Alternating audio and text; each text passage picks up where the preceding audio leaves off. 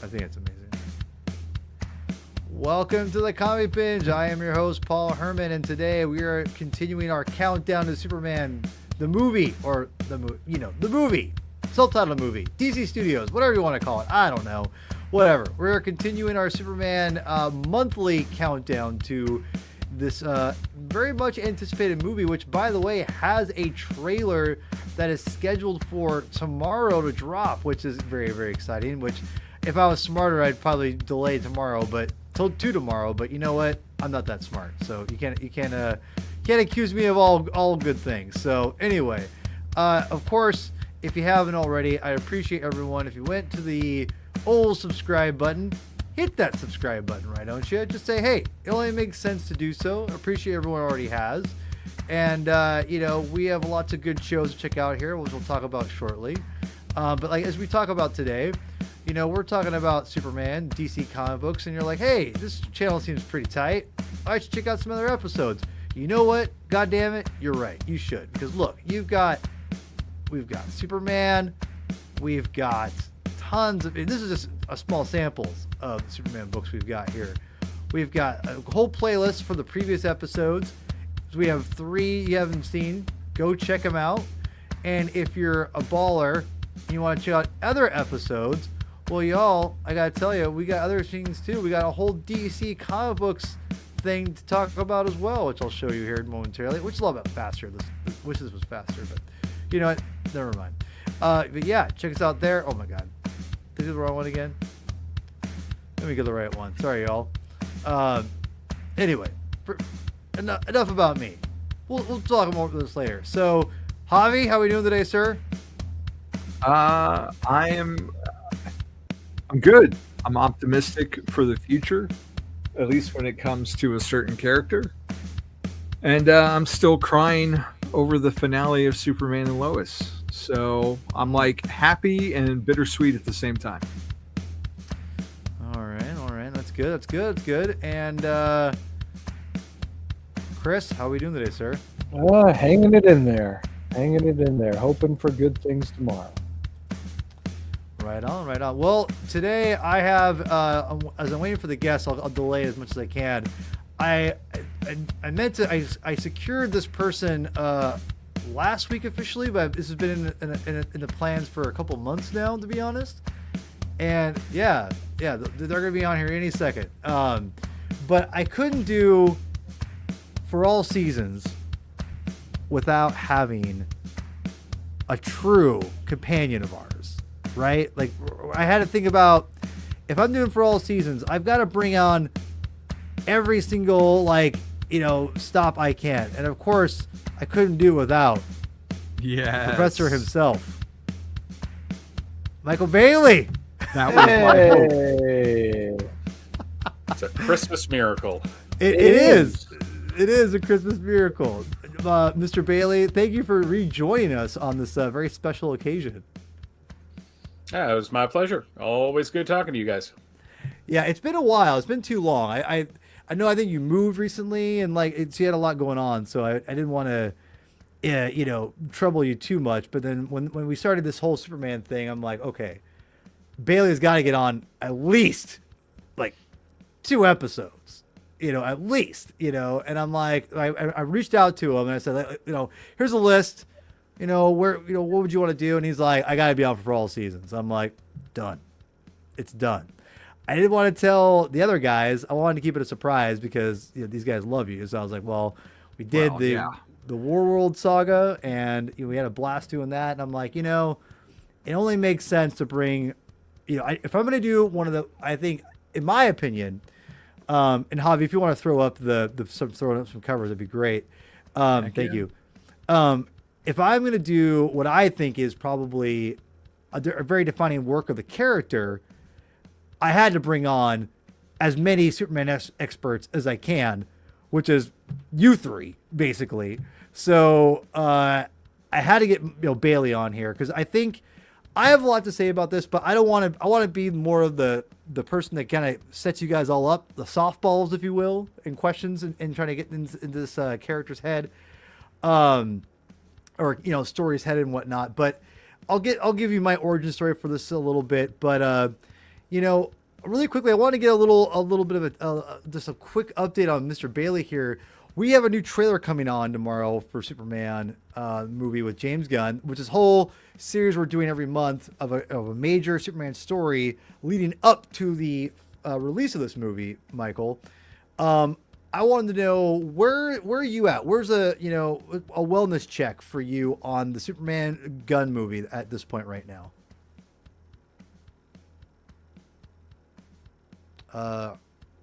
Can you guys hear me? Am I muted? I can't hear Michael. I heard you. Mike, Paul. I think you're muted, my friend. Uh-oh.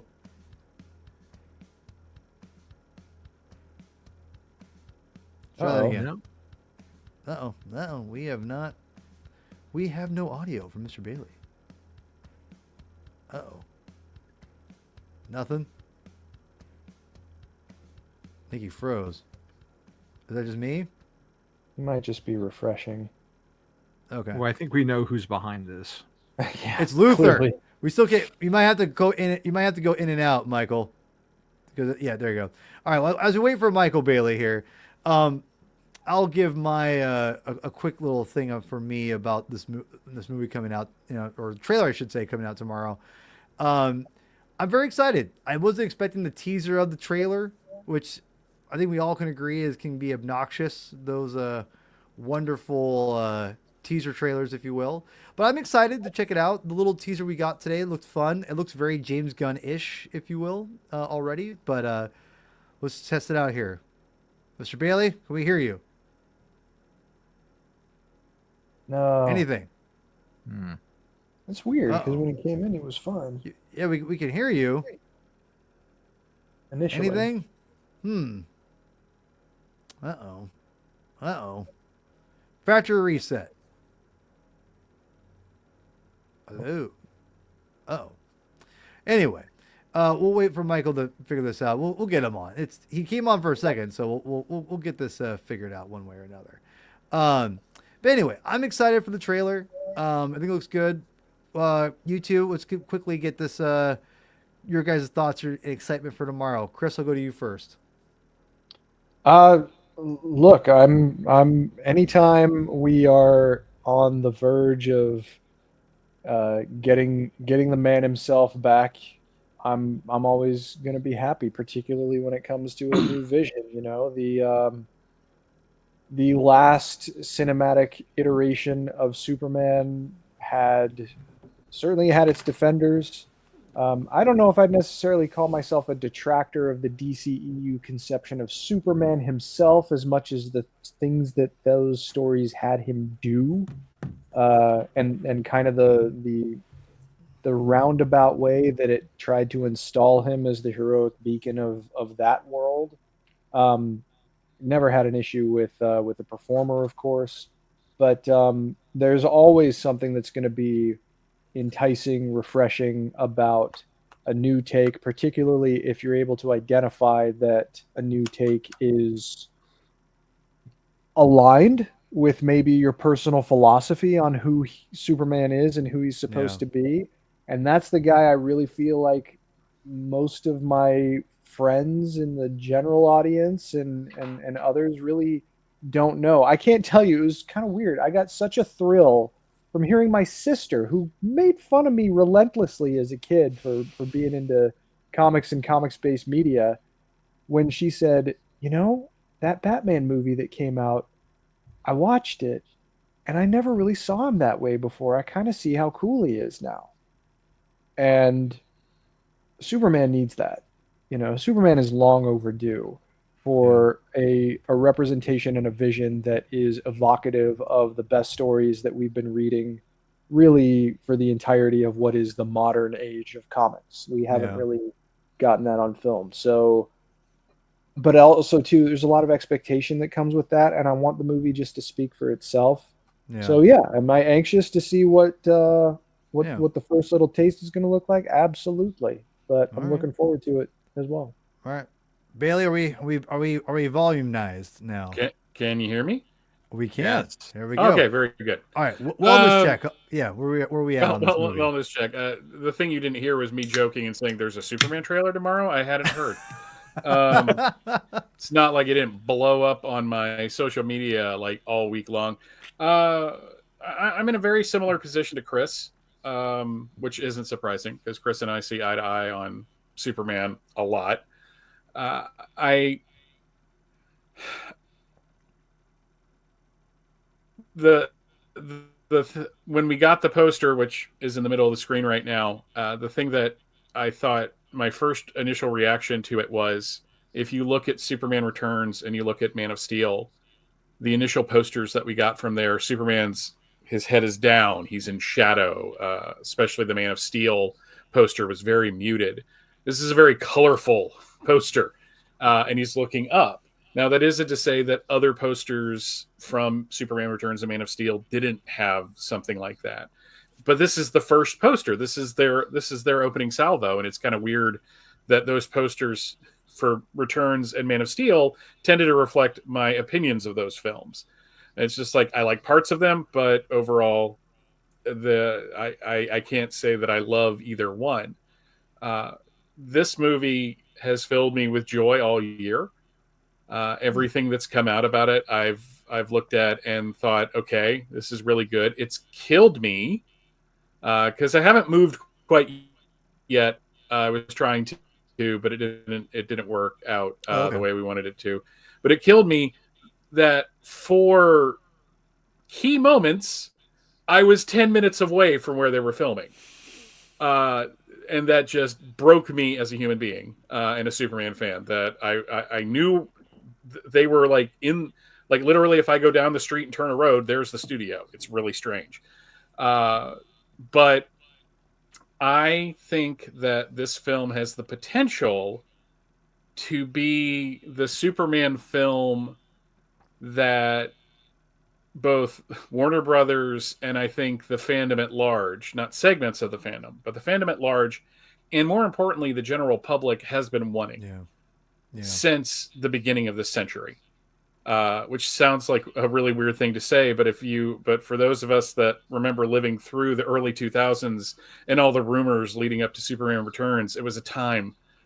And Superman Returns comes out, and there's people that love it, and it calls back to the Reeve films, but it didn't click the way that Warner Brothers wanted it to. And Man of Steel did well. You can't argue that, but that cinematic universe did not launch the way they wanted it to. And now we have this one, and I think this one has the potential to be the one that breaks big. Yeah. We'll have to have you on again in a soon. We'll maybe break the trailer down at some point. I don't know. We'll figure something out. We'll get you on. We'll break this whole movie down with these crazy cats. Because when I get you three crazos, sickos on here, and we're all talking Superman comic books, I definitely feel more informed of the character. And Chris will tell you, I know a decent amount about Superman too, right? I'm not just like, I know a little bit. I could do a couple rounds, you cats, but I'll get destroyed. But I can survive for a little bit. But no, I'm very interested to see where this lands, because I kind of fall pretty much between you guys. It feels like it's Superman's time, and because we could go on and on, Michael, about back in the day. Because I was going through the early 2000s all over for the Superman or superhero stuff, and Superman Returns or Lives, the whole rumors of that with Kevin Smith when he was in his probably his most powerful. So yeah, it was for any superhero movie, much less Superman, it was always I was grinding for everything. So yeah, it was a weird time leading up to Returns, for sure. It was definitely a time. Javi, quick thought about this movie. I know you're excited, but give me a quick little thing on it. I don't know how much you've watched Creature Commandos. I watched all of it. Okay, so the most recent episode, James Gunn does what James Gunn does with G.I. Robot. The same thing he did with Rocket Raccoon, same thing he did with Groot.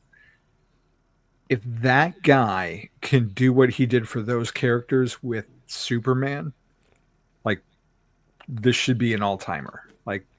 As long as he he brings the heart that we've seen him bring in all his other movies, then I mean, this should be the one that hits out. And just yesterday at work, someone, I think they saw the poster and was asking me what that's about. And I was like, there's a new movie, like, did you see The Marvelous Mrs. Maisel? They're like, yeah. I'm like, that's Lois. And they got immediately excited, and Superman's not really their thing. So I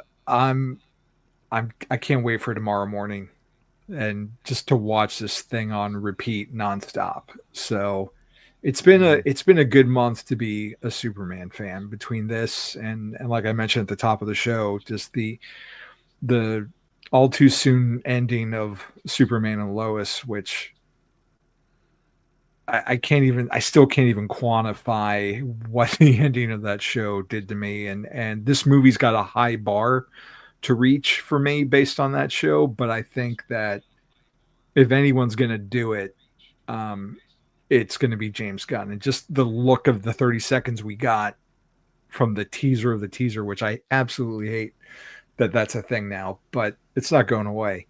But just looking forward to tomorrow immensely. And of course, talking about it lined up perfectly that we're talking about this tonight, because we had no idea that the trailer was dropping tomorrow. Yeah. So this has been on the books for a little bit. So I'm happy that the stars align and that Michael's here with us too. I know. I was stoked when we were. I was gonna tell you guys at first, but I'm like, you know what? I'm gonna keep it a surprise, because Bailey, he's a heavyweight as far as when it comes to podcasting and Superman. I can't. I have to, I gotta bring this. I gotta, special. It's a big deal when Bailey comes on anytime, any show. He's a podcasting hero of mine. So okay. Throw up a long. Give me the first ish cover, if you will, or a trade cover for this. For all seasons. I want to say Long Halloween, for God's sakes. What am I thinking? So today, we're continuing our monthly kind of, we're hitting on all the heavy, the best stuff to read leading up to the Superman DC Studios film, the James Gunn we're talking about. The trailer's dropping tomorrow. We are, if you go back to our previous episodes, which I showed up here previously, the playlist of the other episodes, we're going through all what we think are the critical trades or graphic novels that people need to read for Superman to get you prepped up and hyped up for this movie. And I knew, obviously, For All Seasons was going to be on here. And that's obviously written by Jeph Loeb, drawn by Tim Sale. And it is a very much, I would say, I'll throw it to you guys and give your take here in a second, but I know it's considered a classic to a masterpiece. I'll give you my quick history, and I'll shut up, and I'll just kind of orchestrate with everyone else from this point. My introduction to I keep saying Long Halloween. My introduction to For All Seasons was basically through Smallville, because I got in the early 2000s. I got really hooked on the Smallville show, and I started going through all the seasons, and I burned through the first 3 seasons of Smallville. I loved it. And I had a somewhat decent history of Superman comics. I got so into the show, I started just buying as many graphic novels as I could that kind of emulated or influenced the show, which was, maybe not Birthright, but Birthright, For All Seasons, Secret Identity. I got a ton of these stories. And I know I kept reading that For All Seasons was a huge influence on the show Smallville. And when I read it, I totally got it. I'm like, okay, I get it. And I liked it. I liked it quite a bit. But I probably didn't love it as much as maybe Birthright at the time. But everyone kind of always holds it in high regard. And when I talk to Superman fans like you guys, it seems like everyone really holds us as a special place. And I'll get to my reread later after you guys kind of go into it a little bit. But I will say I've always liked this quite a bit, but I've never loved it as much as other people. But I understand completely why people love it. And I will say, of all the Tim Sale stuff and Jeph Loeb stuff, I do feel that this is not a shot at Jeph Loeb. I do feel Tim Sale props him up quite a bit, to be honest. I think I like Jeph Loeb as a writer, but I do feel he's a tad, he's a little, not overrated, but I think people kind of oh, he's a girl. I'm like, there's hit and misses. I will say I'm not like for instance I'm not a huge fan of the Spider-Man Blue, right? Everyone raves about Blue and Daredevil Yellow, and I'm like, yeah, they're good. They're not amazing. I will say I do think that as a writer, I think this might be Jeph Loeb's one of his best work as a writer, purely as a writer. Um, and that's the one thing I would take away from this story as a whole. But I'll throw it to my guest for her first, Mr. Bailey. You really wanted on the show for all seasons. It must mean a lot to you. So kind of go into your feelings of the story and why you think it's important for Superman and for fans to read it who are getting hyped for this movie coming out. Well, I mean, I bought this thing off the rack as it was coming out in the individual issues. It's 1998. They're celebrating Superman's 60th anniversary. They didn't do a whole lot for the 60th. I remember being kind of disappointed in that at the time. But this story, I read it at the time and I loved it because I thought it had a lot of heart. And I thought from the jump that Loeb got Superman. But more importantly, he got the other characters as well. Because one of the things about this story is that each chapter is narrated by a different person. And back in like 2013, Loeb was on Fat Man on Batman. And even though that was a Batman show, this story was brought up. Apparently, that narration wasn't in the original cards for the story. That he wrote it the way he normally did. Tim Sale drew it, and then they realized it would take people like 30 seconds to read because it's just a lot of art and very little dialogue. So the narration wasn't baked into the script until the third issue. But to me, it's amazing to think that because it's why this story works as well as it does. Because you're seeing Superman from the perspective of the most important people in his life. Jonathan Kent, Lex Luthor, Lana Lang, Lois. It just gets everything right. And still, if you kind of squint, fits into Man of Steel. And I read it then. I read it like back in 2016. And then I kind of sat on it. And then right around my birthday this year, back in late February, early March, I was flying from Virginia back to Atlanta. And I read this on a plane. And quick tangent. Picking out Superman stories to read on a plane is nerve-wracking because he saves so many people in midair, and I don't want to jinx the flight by reading something like that. But this one seemed pretty safe to read. And I was just struck by how beautiful this story is. It's everything you really need to know about why Superman is Superman in 4 issues from 4 different perspectives. And it's why Jonathan and Martha being alive works so well. It's why Lex Luthor as an evil businessman works so well. It's why Lois works. And I hold firm to the fact that Jeph Loeb rehabilitated Lana Lang as a character after the body blow that Byrne dealt her at the beginning of the post-crisis era. He made Lana a vital and viable character. So if you want to get Superman, if you want to understand what makes the character tick, if you want to understand why he's important and get to see him through the eyes of other people, this is the perfect story to do that. Yeah. Javi, I'll throw it to you. I know you are just been chomping at the bit and really excited to talk about this comic book. So tell me how much it means to you as a Superman fan, and just be able to, you bought the absolute, you're a huge fan of this. Tell me what the story means to you as a Superman fan. Just like Michael, I bought this off the shelf when it came out in individual issues, and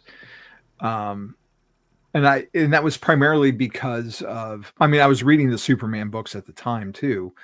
But primarily because this is the team that brought, the Legends of the Dark Knight Halloween specials and the Long Halloween and Dark Victory. So to see them totally change gears and tackle Superman, which is a totally different animal. The fact that Sale had to totally reconceptualize how he did his art and, bring some of that Norman Rockwell Americana and how they had to go to a different colorist to bring the art to life. Like it was with the blue line art, that it evokes so many things. And like you said, Smallville too, but like looking at this shot, like I totally get, Richard Donner vibes with just how vast everything is. And the Metropolis, kind of echoes what we saw in the animated series from the late 90s. And it was just, I don't know, it just really struck me coming out as just something that encapsulated the early Superman. And like Michael mentioned, you get all these different elements of it.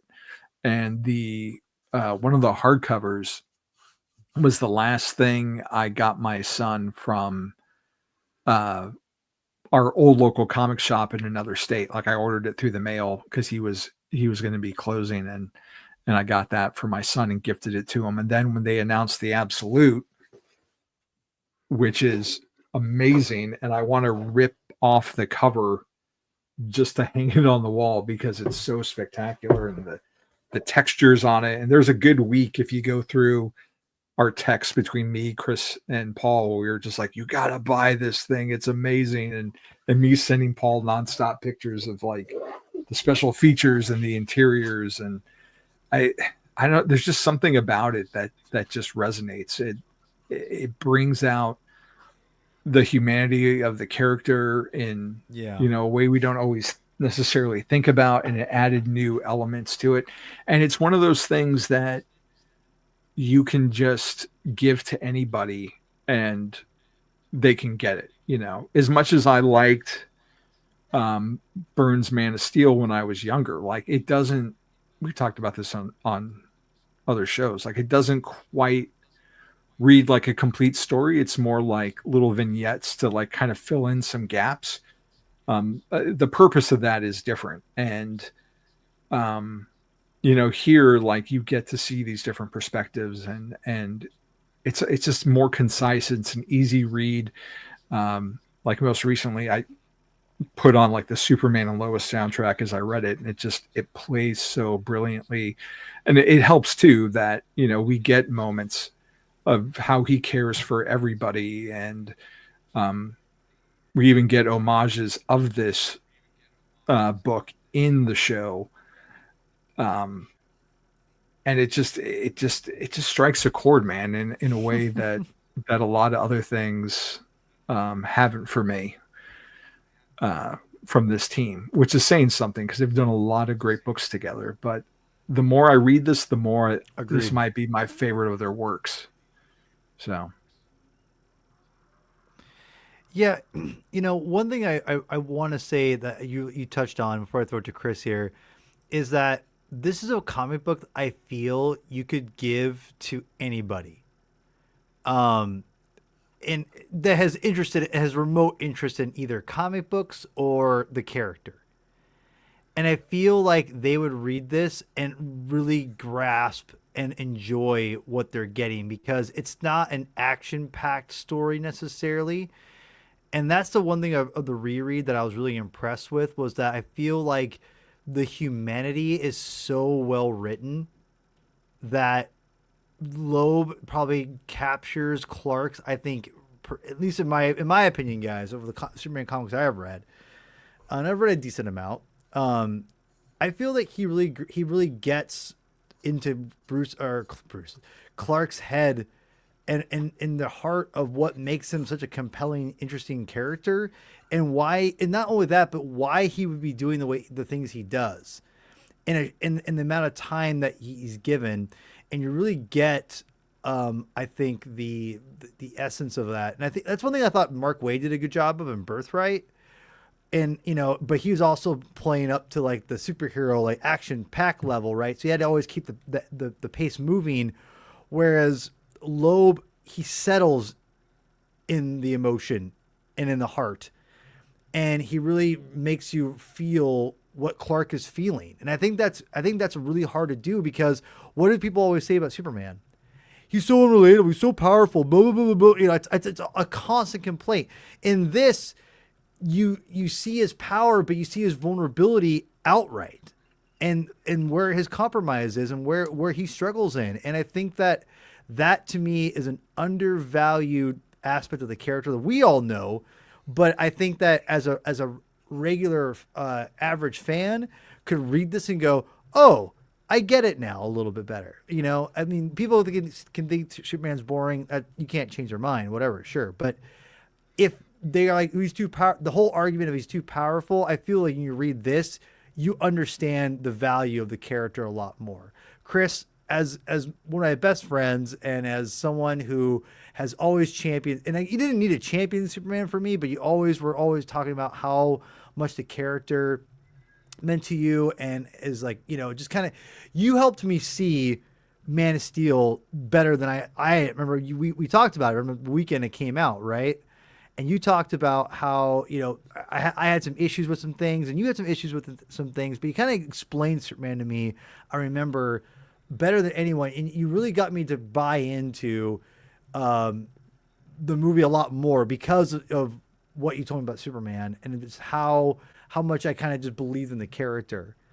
Because some things that was almost felt far-fetched for me, but you kind of helped me buy into the fact that why he'd be doing what he was doing as Superman and everything. It was cool. You kind of talked me not off the ledge, but into the fray. I ended up loving the movie a lot more than I did the first time. It's one of my favorite superhero movies, maybe. I don't know. We'll see. But it's definitely up there. I love the movie to death. What does this book mean to you as a Superman fan? And when did you read it in conjunction with being a diehard Superman fan? Was it early on, later on? Where was it? It was when I was in high school. Okay. It's funny. I don't remember what I told you, but maybe I should have listened to myself more, because my perspective on that movie has cooled quite a lot over time. No, I read this. I think I was a freshman, so it wasn't an old story. It was about 4 years old. I, naturally the first stop with Loeb and Sale as I started to get further back into comics was Long Halloween. It's a story that I still hold in pretty high regard. But after, Long Halloween and Dark Victory, and absorbing a little bit more of the bibliography of someone like Jeph Loeb, although I had not read his ongoing run by that point yet. I got to For All Seasons, and it quickly became and remains my favorite Loeb-Sale collaboration, hands down, easily. As someone who loves Long Halloween and recognizes its power, particularly among those early years, Batman preferred fans, you can't have Robin. You only got a few members of the core rogues gallery, and everything has to be at the bottom of an inkwell, and he's, at the height of his anger and all that stuff. It's a great story. I still believe that. But the thing that I think this creative team gets so well is they get inside of the material. It's really one of those things that Tom Mankiewicz talked about a lot, about the process of writing the original Donner Superman film. Is like, you have to accept the rules of what this guy is and what he can do. And once you get that out of the way, and it kind of stops becoming a distraction of a creative exercise, then that's when you can really start to see what I say limitations, but that's not really what I mean. What I guess boundaries are for storytelling with a character who is the most powerful being on the planet.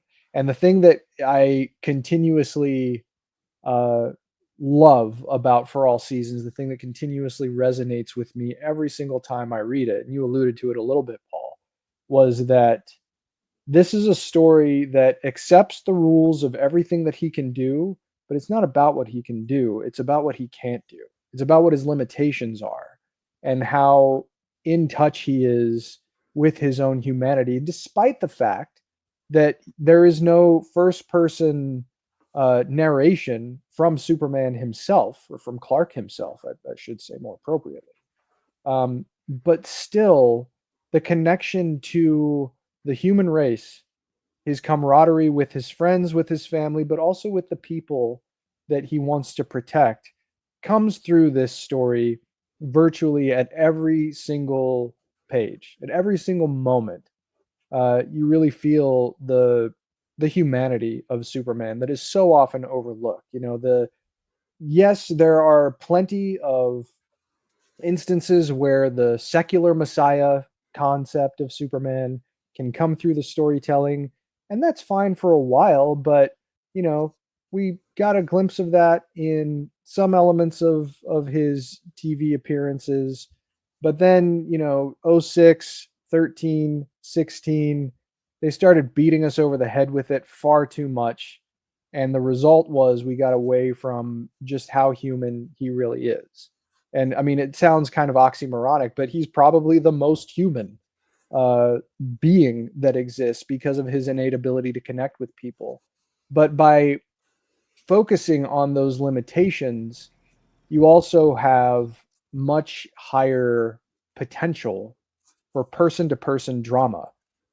This is a story that emphasizes those personal relationships that he had had with his friends growing up, his complicated relationship to his childhood, the somewhat challenging transformation of his relationship with his parents. I mean, it's never like they're never yelling at each other, of course, but you get the sense in that first issue, especially, that his dad is having some trouble connecting to who he is and what he can do. And he just wants his boy back. And it comes down to something that he says later, that the only thing I can promise him is that your mother and I will love you forever. And now, as a father, that really hits me because over the past couple of weeks, I have been reminded of how stupid, mundane adult tasks can also be weirdly debilitating, like part of the problem of being an adult. And you can lose sight of the wonder that comes from a story with a guy in a red cape. But reading this story again today, there was one page in particular that really struck me, and it was this one, because he talks about, you know, even my home is changing. A place that I always thought would never change is different, and the relationships are different because the people are different, and you can't stop it. But it's about progress. It's about moving forward in spite of that. And that page just really hit me hard today. But also, too, this story led to elements of Superman's storytelling that weren't even in these pages that I still greatly value from this creative team. 2 pages when Clark met Bruce in Superman Batman Secret Files and Origins 2003. The almost near miss first interaction between Clark and Bruce as children, uh, which included in the Absolute Edition, absolutely wonderful. But also Sam's story in Superman Batman number 26, 6 pages, all about those limitations. It really carried forward the themes that were established in this story, and it serves as uh, a successor in all the right ways, but also in emphasizing just how human he is and how he has to keep going. So, this story is very important to me. And it continuously emphasizes everything that I love about who he is and what he represents. And I love it to death. as you can probably tell. Well, just for the record, I fucking love you to death. So just know that, my friend. You know, I love it when we can connect to art of any kind, whether it be film, music, stories, comic stories, novels, whatever, right? And then you get the emotions that like, you have, Chris, and you know, I definitely got teary eyed, you know, myself at times reading the story because the connection of that I have with the Kents and with Superman with being adopted adopting a daughter myself, and those human connections in this story, and even like I go back to Birthright too a little bit. It's crazy because there is way more human elements to this character than people really give it credit to, and I think it makes sense why Smallville TV show uses as a template of a kind of like a springboard to make a show based around this idea. Granted, there's some ridiculousness in there as well, obviously, stuff I enjoy, but They could have the stuck a human little more closely in the later seasons to this. That's for sure.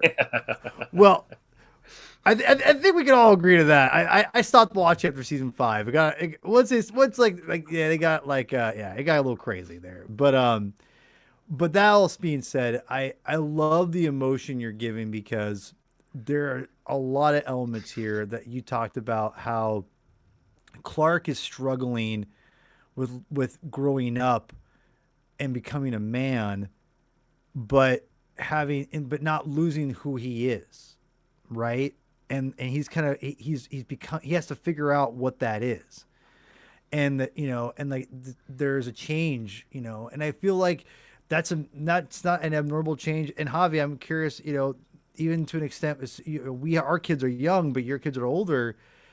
As your kids get older and become adults or entering adulthood, things do change. And they're not a bad relationship necessarily, right? But the changes, it can be, not like I wish they were a little girl or a little boy, but the changes are there, and they are frightening in some regards. I'm not saying you're scared. You know what I'm trying to say. I'm doing a terrible job explaining this, but I mean, I imagine someone like you could relate to Kent, Pa Kent, a little bit in that essence. I bet. Yeah, for sure. And I think, I mean, not to slightly get off topic, but like with Superman and Lois, like that's one of the things that I really loved about that show was the relatability, because here was a Clark dealing with teenage kids right when my kids were kind of sort of in high school. Thanks, COVID, for making that a complete disaster. But as predominantly, like, I've been a Batman guy growing up, and the older I've gotten, the more I've come to love this character since like 1994. And to see, like, as much as I love Batman, my son and I watch Batman stuff, and all my kids have seen the movies or whatever. Like, there's something about like this character and the aspect of family. While Batman he has a found family, and I guess in some degree Superman has a found family too. But yeah, a little bit. Yeah. There's something about like the character and fathers and sons or parents and kids that really hits home in this, and where the current Superman books are now, that they just, you can relate it. Just going back to that argument of you can't relate to Superman, it's like I completely disagree, because it's all right there. Like, he's got as much humanity as any of us. Yeah. Mr. Bailey, I'm curious where, because I remember on the subject of Smallville, if I remember correctly, did you watch it as it came out, or did you kind of like binge it and kind of see it over time? Am I remembering that correctly? I watched up to about season 5 and then dropped off. Like me, that's what I did. I was like, I'm out. and that had a lot to do with me evolving as not only a comic book reader but a Superman fan. Uh, Around that time period is when the books were changing at an accelerated rate, and my era was over, and I wasn't ready to deal with that. So I dealt with it terribly. There was an episode of Views from a Long Box where I get very angry, and I own that. I remember this. I completely Yeah. own it. But you know, something I wanted to touch on though is something both Chris and Javi mentioned. Please. Yeah. That got to me is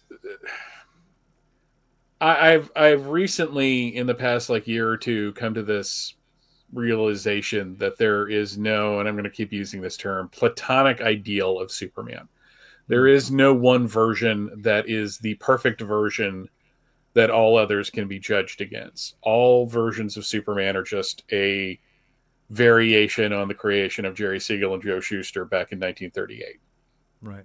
And when I hit that, when I hit upon that, I found a kind of peace. And that sounds silly, but it's absolutely true, because it allowed me to dislike the versions that I don't like, but also embrace others that maybe I don't like as much, but can find some kind of value in. But more than anything, what it proved to me is that while there is no platonic ideal, there seems to be certain key indicators and versions that appeal to a broad audience, not just a very specific one like the fans of the Snyder films. And they're about to probably descend upon me. Bring it. I don't care. But the thing is that what this story proves, and it's something that both Chris and Javi mentioned, is this idea of Superman being relatable, and how completely and utterly wrong Hollywood got it for the 2000s and the 2010s. I mean, it's just there's this idea that you have to treat this character. I mean, what we would have gotten in the Tim Burton film is even more extreme. Is that he's an alien, so he's going to feel like an alien. He's going to feel like he's a part of us. He's apart from us, I guess I should say, not a part of us. And there's also this ideal that the Kents have to die. Mom, Pa Kent, Yeah. Jonathan and Martha. Still remember back around 2006, 2007 being mocked on a message board by a Smallville fan because I called them Ma and Pa, not Jonathan and Martha. I guess I wasn't adult enough for this person. Wow. But, you know, they have to die. They have to die. They have to die to prove to Superman that he can't do everything. Right. And that, you know, all these things I can do, all these powers, I couldn't even save him. And what I have basically come to the conclusion of is that the people that think like that are more than welcome to their opinions, and that's their take on Superman.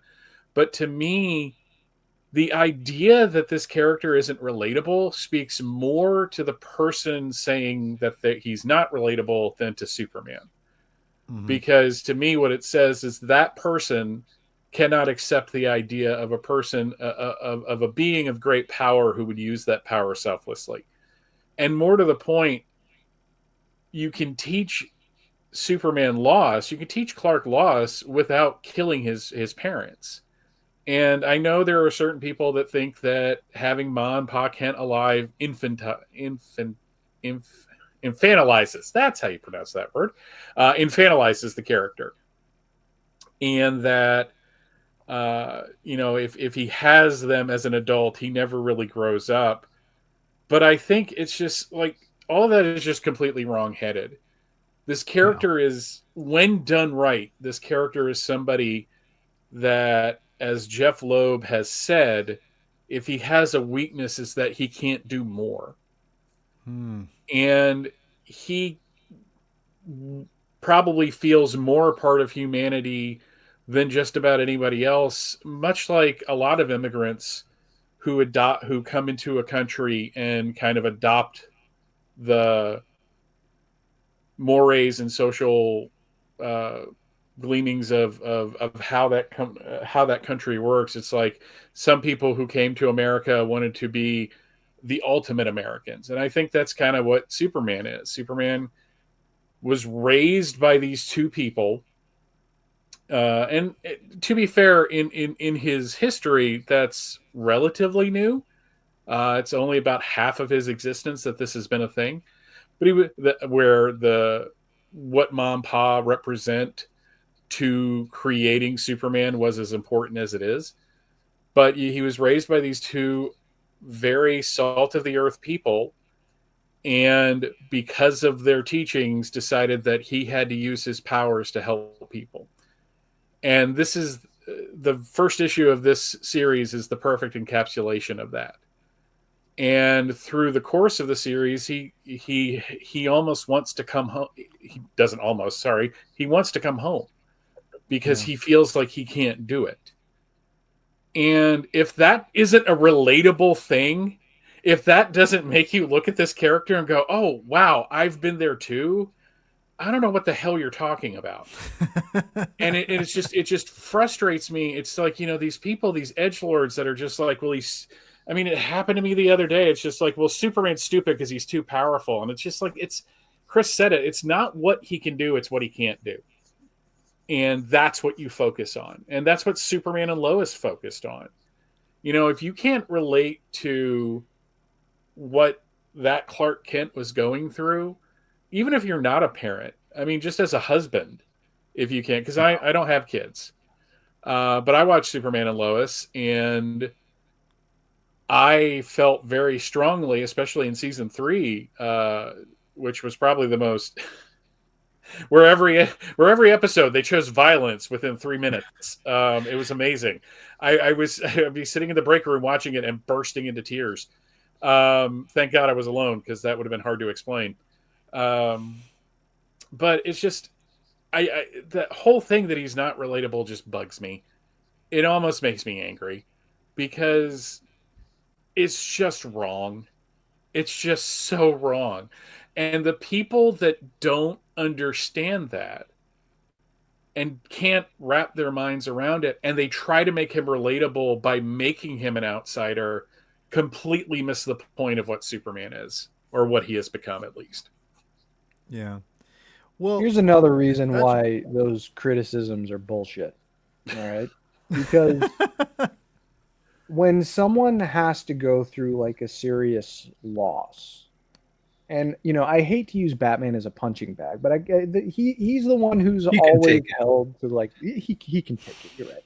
He's the one who's always like held as the example of the superhero character that manages to punch through. And I love Batman to death. I love Batman more than most people I know, including hardcore comic book fans. Fight me. But when someone actually has to go through challenge, whether it's loss or whether it's defeat, whatever it might be, people who are psychologically well-adjusted probably don't descend into a dark chamber to brood on those losses in total isolation. They go to the people they love for comfort and for advice.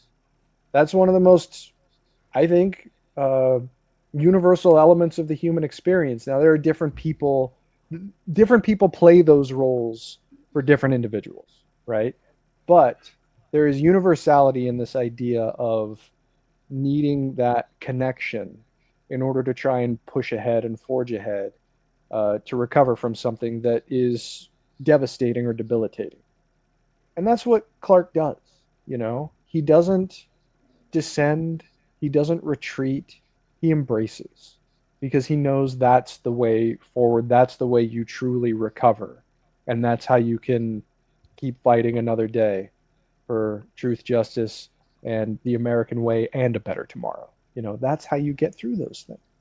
So, it's Superman. I've said it before, and I'll say it again. Maybe I won't have to say it after July of 2025. But Superman is constantly punished by people because he is psychologically well-adjusted. There was one funny joke that I remember my brother telling me, where he said the real problem and unrealistic element of Superman is that his parents didn't give him personality disorders. And it's like, well, okay, no comment.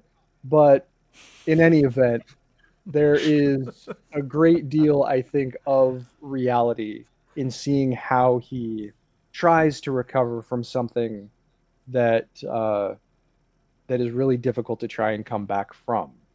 And Can you, this story, the when Clark met Bruce story that's up there right now, like it's a really great dichotomous look at where each of them are at this stage of their life. I mean, Clark has the ideal childhood. His major differences really haven't started kicking in yet. Bruce Wayne is on a course to be who he is going to become for the rest of his life. He had no more time for games. That's the final words in that story.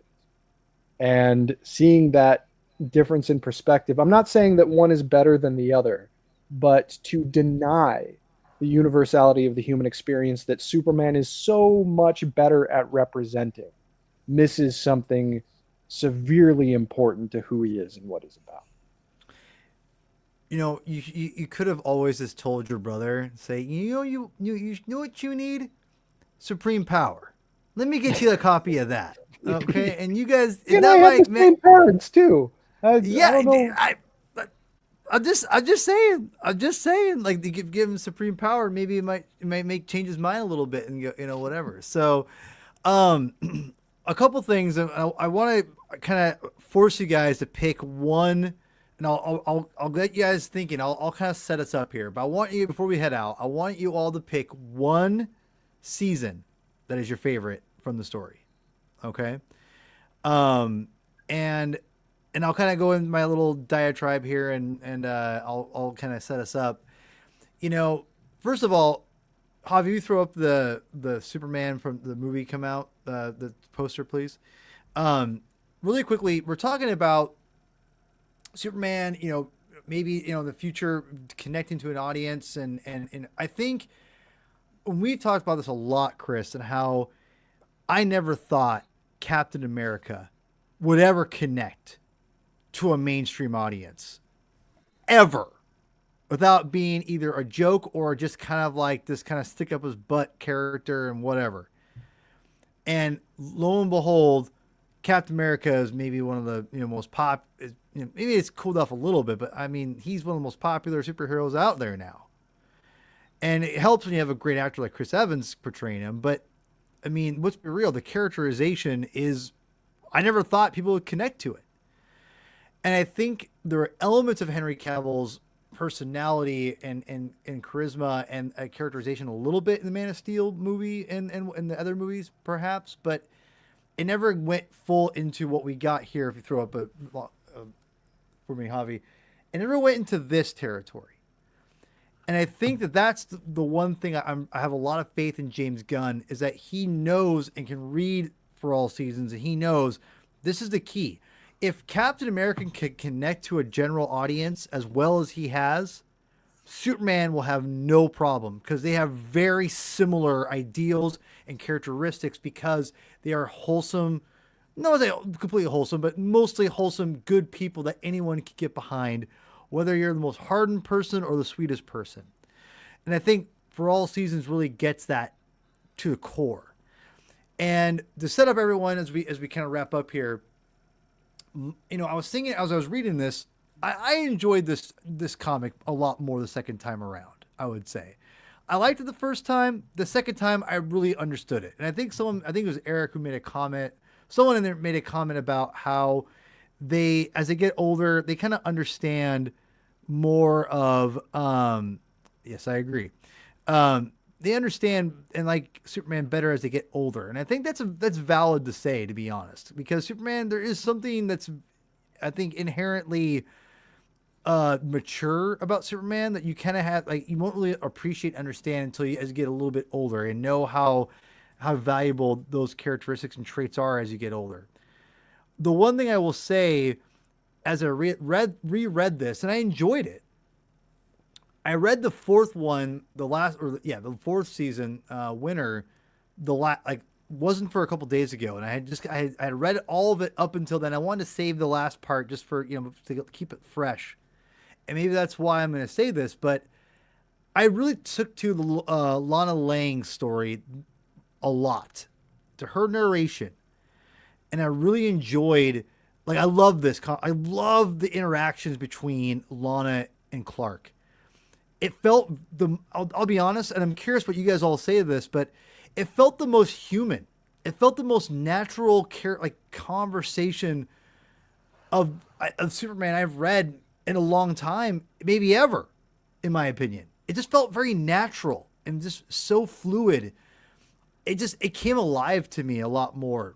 And again, I'm curious what what you guys will pick, but and what you guys will say to this, but I love the Winter Story, and I really felt like it really nailed everything I love about Superman, and I think why I think this to me, for me, why I do like the story now, and I understand even more so why people love it, and I think I love Lana's narration. I think Jeph Loeb really did a clinic of how good of a writer he is and how good of a character Superman is in his supporting cast. And I think that it really is an exclamation point with that last story with Lana Lang's story. I think he did a bang up job with it. So, So Javi, this is your second time reading this? Yes, I have only read it one other time, like 20 years ago. This is my second time reading The Absolute in like a couple months. All right. But you know, it's you go back and you reread it and you see all the groundwork that they laid out. Like this is in the first season, and you know, here we are like getting towards the end, and you get like father and son, you know, like this, it's the same shot, and it's not, you see so many of these things repeated. Like here he is. Yes, I love this. Yeah. And then you see him later in Metropolis, and then he comes back to Smallville. Like there's so much of it, you know. You get those threes, like when you get to meet the kid, which why he's running around the ledges of Metropolis, I'm like, Jeff, what are you thinking, insane, bro? But you know, you see it the first time, and then we get the second time with the Luthor robot, and then we get like a third time when Superman rescues them again, and they finally like introduce themselves. Like there's so many things that you pick up on rereading it over and over again that just makes it better with every revisit. So I hope you read it again before the movie comes out, and you know, let us know what you think a third time. But what were you going to ask? No, my favorite season. Yeah, what was your favorite season? If you had to pick one, gun to your head. I hate saying that, but it works. A James gun to my head. It's funny because like similar to the first Donner movie, like as a kid, like I couldn't wait to get past all that boring Smallville stuff and get to the action in Metropolis, because that's what as a kid you want to see. And it wasn't until late 90s maybe, maybe even early 2000s when Smallville was out, that I started to appreciate the first half of that movie and could really enjoy it for the first time. So there's a lot of the first season that I really appreciate, like just we mentioned before, just the grandeur of some of the shots and the painting and seeing the genesis of this character as he takes his first steps to, you know, from being a boy to being a man. But I think the second chapter is my favorite, just because we're getting to see some of those more familiar elements. I always like seeing the superpowers figure revisited and re-envisioned for a different context. So I still have mine in a box, so I always get a kick out of that.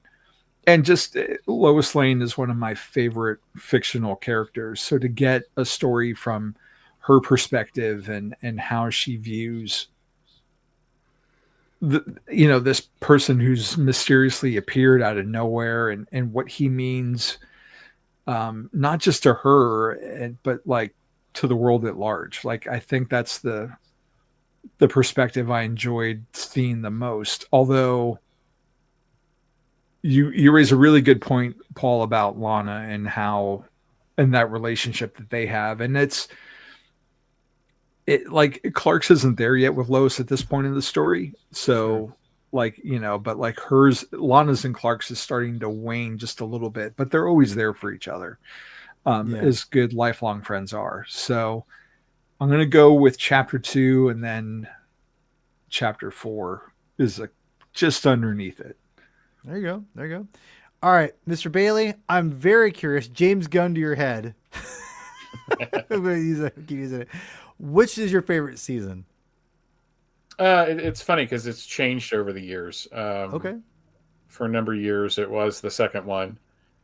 And then it was the first one because I just really liked the way Loeb wrote Jonathan. Hmm. And then it was the third one because I think Jeph Loeb is probably one of the Mount Rushmores of Lex Luthor writers Hmm. in the history of the character. Interesting. Okay. I feel like every generation there's somebody who takes that mantle and makes that character work in a way. But ultimately, as an adult, and as this most recent reading that I told you about earlier, it was the fourth one. It was Winter, because I never really thought about it until this year. How and I think Superman and Lois has a lot to do with it because Lana on that Hmm. show is such a vital character. Yeah. And when Jeff and I started from Crisis to Crisis, 3.5 decades ago, Jeez. uh, we one of the surprises was how crappy he treated Lana. Like when you look at Lana in the post-crisis era, she's the perpetual like uh, jilted lover almost. Like her life was completely ruined by Clark leaving, and then they tried to saddle that Manhunter stuff on her, and then eventually it kind of evens out, with the Triangle era crew, and they have her marry Pete, everyone's favorite silver medal. Um, but God. but when you look at Not what wrong. but when you look at what Loeb did with it just occurs to me as I'm saying this, Jeph Loeb is literally in my top three Superman writers of all time, and Oh always wow. will be. Okay. Yeah. And the reason for that is that he he just gets this world in a way that I don't think other writers do. And I'm not saying that there are other writers who can't write this character. It's just for me personally, and I got to tell him this earlier this year when I finally got to meet him face to face for the first time at a convention in Washington, D.C. And I had him sign these books. This is what I brought for him to sign. And years ago at Dragon Con, I had Tim Sale sign them. So I have both of them. And when I got back to my dad's place where I was staying, I looked and Loeb drew hearts underneath Sale's Mm, signature. And I about damn near cried. oh. I'm glad I didn't see that, at the convention because I didn't want to burst into tears in front of the man. That would have been creepy. But the way Lana is in this chapter, and the way she is able to talk to Clark like no one else can talk to Clark Exactly. because Hmm. she knows the secret. There's something Gunn said in I forget what magazine that article was in that's been circulating this week. But he basically said that to him, no one knows Superman unless they know both sides, unless they know Clark and Superman. And that's what Lana is in the story. She is the one who is a contemporary of his, not his parents, not the people that raised him, but the contemporary of him that can look at him and say, this is what you're meant to do. Don't worry about me. Don't worry about Smallville. You're not meant to be here anymore. And just the whole thing of the storm Yeah. and him having to save people and the saving his parents. But it's just that there's a page, and I don't know if you guys have this, but it's just like it's one of those great moments in dialogue. It's just like she knows, I I know. know, and it's Yeah, that I bottom love that. panel and that look on her face. It is just dead on perfect. Like it's that's why, I ellipsis no. That's what's it's a pause, yeah, right? That's what makes it so yeah, perfect for me because I know.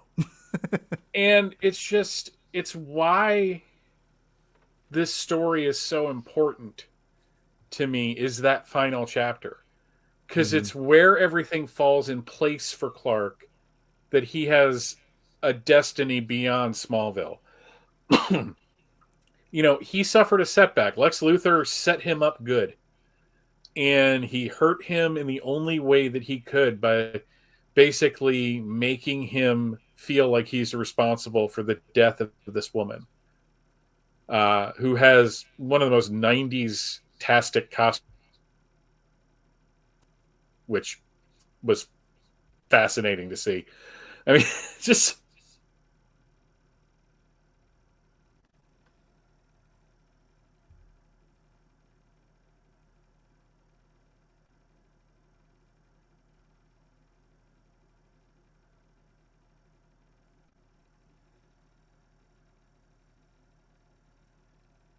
Did we lose Michael again? Oh, you can't hear him, Michael. We lost you, man. Yeah, we can't.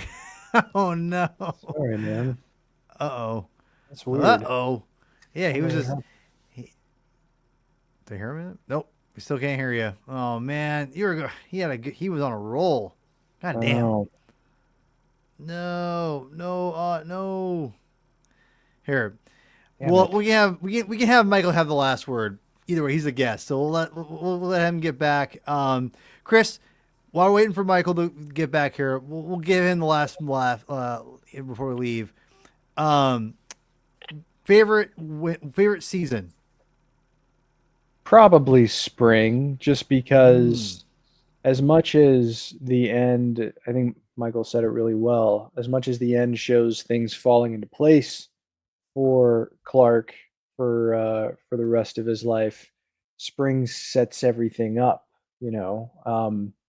And one of the reasons that that page about home really struck me is because uh, I have some personal connections to small farm towns that I spent a lot of my childhood in. Um, I would go to my mom's hometown, to Tehachapi, California, pretty small place, all things considered. My grandpa ran the newspaper for 30 years, a little over 30 years there. And it's just, there was something that was so kind of Rockwellian about when I look back on the memories of spending time there with them and seeing where my mom grew up and my grandparents were just like such good-natured people and they had a really inspiring marriage and just a lot of really positive memories. But I also grew up in a pretty small farm town about 5 minutes from the Canadian border. It was primarily a dairy town, so I grew up riding my bike between corn stalks and spending the night at friends' houses and helping him do chores on his farm, and even scraping, which is my favorite thing to do on a farm. But it's all a part of the experience. And going back to my grandparents' house after they had both passed away really did emphasize that idea of, you can't go home again. It's the people that make a home, and it's the people that make the places and the memories and all of those things.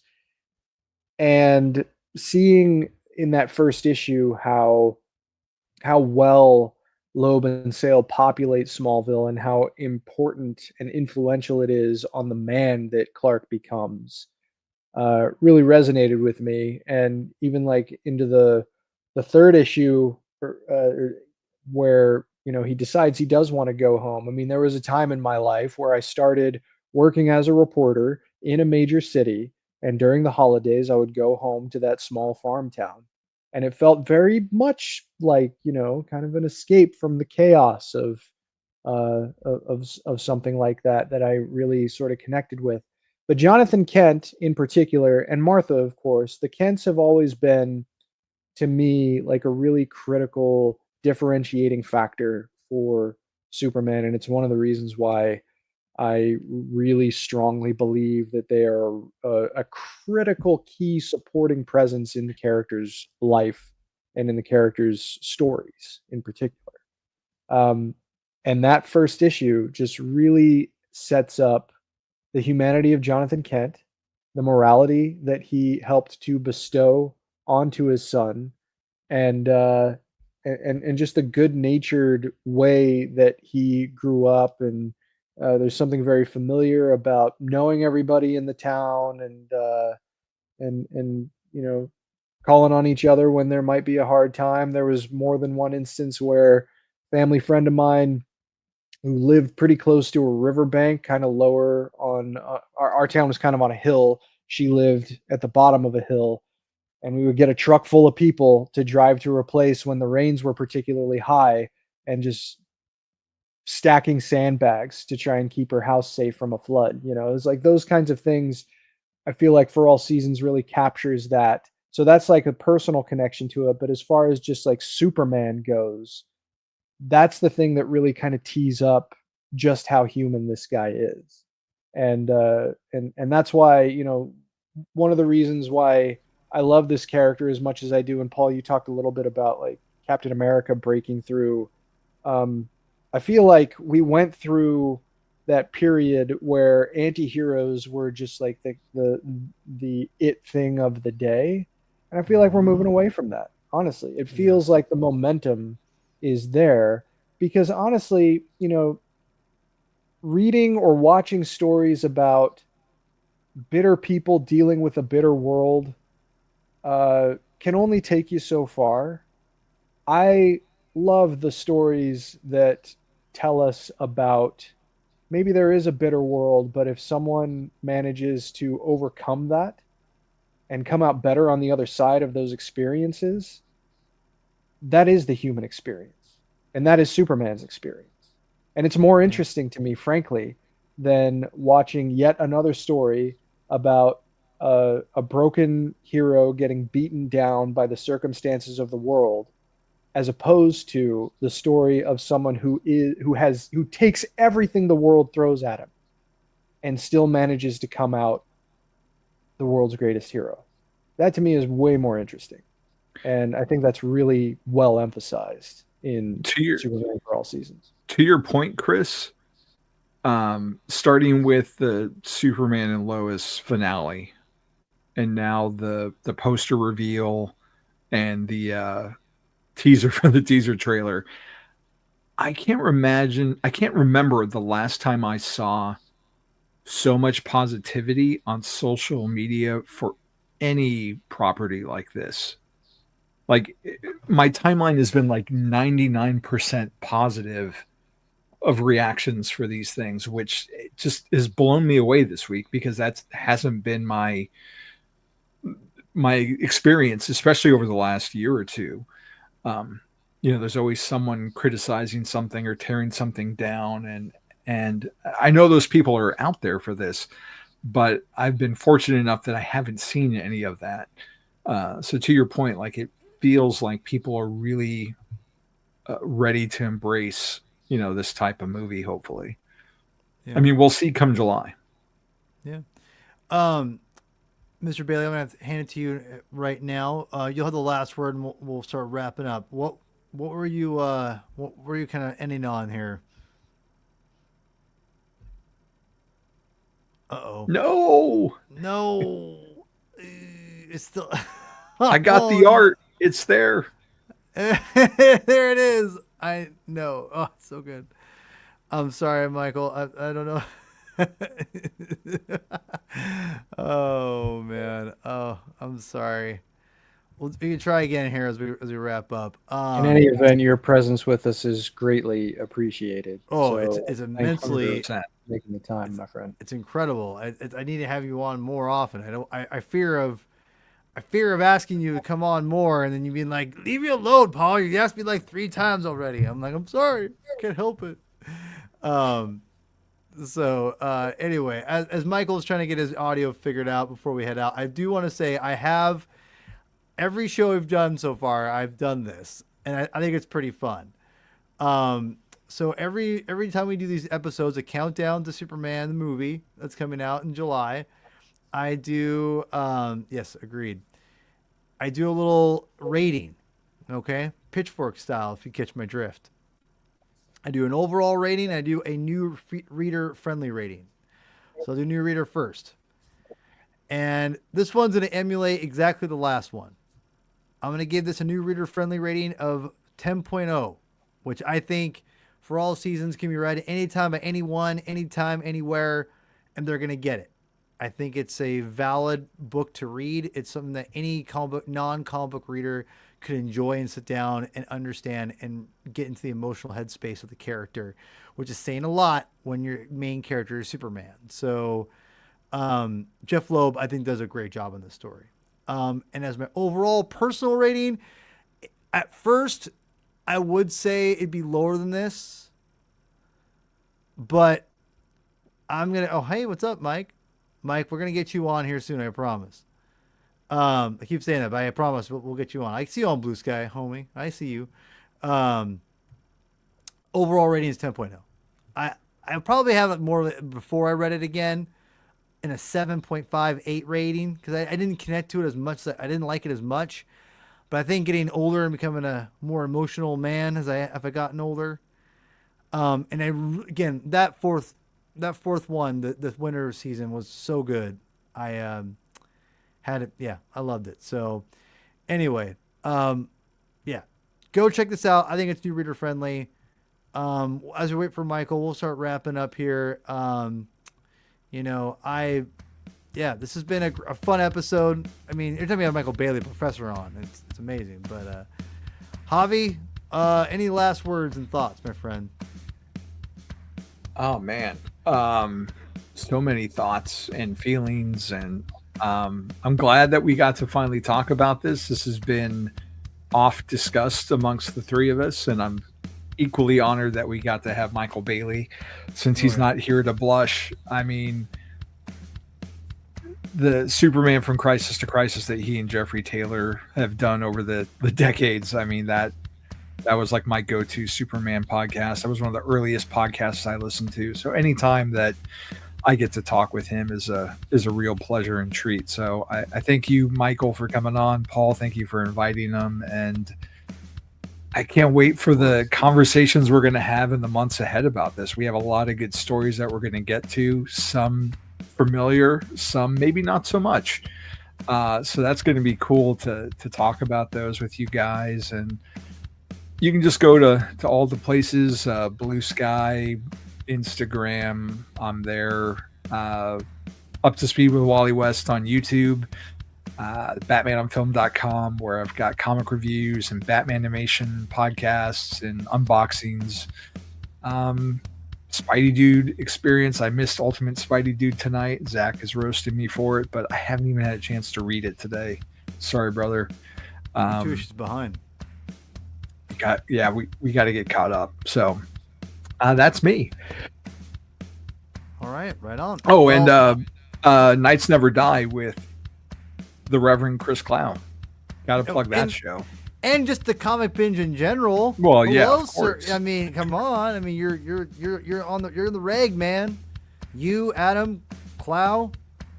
I mean, well, Clow's a partner in crime, but I don't make him good on everything. He gets sick. He gets sick of the stuff real fast. Which I don't blame him, don't. I don't get sick of anything. I don't want to be like, Paul. I don't want to talk about epics and DC finest for an hour. I'm like, I'll get Curtis instead. No. I don't have any of those. I need to. I know.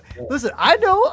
Listen, if anyone knows how the inner workings of Chris Clow, it's me. God damn it. I've gotten inside that head and poked around a little bit, and just gotten under that skin. I know how you operate. Much to my chagrin, yeah. I know. Over the years, I've gotten to Chris to react many times, and he always goes, "God damn it!" afterwards. I mean, I've been biting my tongue about you wearing your Spider Boy T-shirt, but yeah. You can thank the hobby, El Corazon himself, for that one. Thank you very much for saying that. Hopefully we can get Michael on and say thank you for coming and joining us. And if you hadn't liked the video, please, thanks for stopping by. Appreciate it. Clow, last thoughts on this book. Hopefully we get Bailey in one last time before we head out. If you haven't read it, you should go into it with an open mind. Probably pretty hard not to have heard of Superman, so I would certainly recommend it for people that maybe haven't been exposed to Superman stories before, if they're open to it. But this is something special, and I think it's going to resonate for a long time to come. And I'll be really interested to see if there is a renewed reaction to it, for people discovering it for the first time after they walk out of a theater this coming summer. So look up. Look up indeed. Tomorrow, look up at your television screens, because it's going to be coming on, and I think we're all going to be pretty excited about it. I meant to ask you this, guys. Do we know what the next episode's going to be for the Superman, the Road to Superman, Countdown to Superman movie? I'd have to look at our list. I don't remember. Either way, we'll talk. We'll talk. Oh, all right. Let's see here. Let's hoping he can say the last word finally. Michael, can we hear you? Fingers crossed. Come on, Michael, can we see you? Come on, Schwartz. Come on, Schwartz. There he is. Can we hear you? Can you hear me? Yes. All right. Okay. Great. Last. All right. You get the last final word, sir. Finish what you were saying before and take us out, basically. The last chapter is everything that I think this series represents. And it has come to represent a lot about Superman to me. So that's why I like Winter. Yeah, Winter is amazing. And any new Bailey podcasts you need to like? I'm sure you got like 500 in the oven right now. That's what you always think. Kinda. I'm working on a big series for next year. I've got about half of that recorded. And a bunch of it edited. It's going to be a major series on It All Comes Back to Superman. But in the next couple of days, you're going to see interviews with Ed Gross and Robert Greenberger, who wrote a certain book called Superman: The Definitive History, which somebody sent me. If you buy this book, get a spotter. This thing is gigantic. It is huge. It is amazingly big. I cannot adequately describe how large it is. Do you have the Batman book that came out 5 years ago? No, I do not. Okay, because that's somewhat similar, it seems like, both in size and scope, and I was wondering how they compared. And probably within the next week or so, I'll have some kind of trailer reaction episode, because everyone's doing it. So why not, I want to hear it. The bandwagon. Sir, you're an OG. You have no bandwagon to jump on. You are the band. You are the bandwagon. God damn it! Like, you are that person. Like, as far as people go where you go, because you're an OG. You're the GOAT. You're the greatest of all time, as far as I'm concerned, for comic podcasting. One of my favorites of all time. So, thank you so much for joining us, man. Really appreciate it. And by the way, I think I've already told you this, but your Ron Mars interview is chef's kiss. So good. That was a lot of fun to do. Ron was really receptive and willing to talk about stuff, so that helped too. He's a good dude, but you guys had a good, just natural conversation. I remember I walked my dog on a Saturday morning. I just blew through that interview so fast, and I was like, when it was over, I'm like, oh, I was bummed. I wanted a classic Bailey 3-hour podcast, man. So that's what I was looking for. But I am way too old for that now. Bro, I feel you. I feel you. Yes. So, all right. Anyway, yes, we will have. You do, Zach. Listen, I assumed that was Zach. Yeah, that was Zach. Yeah. I got new episodes coming up soon. I got Slot Symposium with Zach himself. We have next week. We're launching. I think me and Ang Shimon from For the Love of Comics are going to be meeting this weekend. I may have screwed that up. So either way, we'll be joining him. He'll be coming on soon on a weekend. That'll be a lot of fun. And next month I got to plan out the shows, but Ultimate Spider-Man. That's gonna be in there. We got Countdown to Superman, Nights Never Die. Get your popcorn ready, y'all. So Chris, take us out. Read more comics.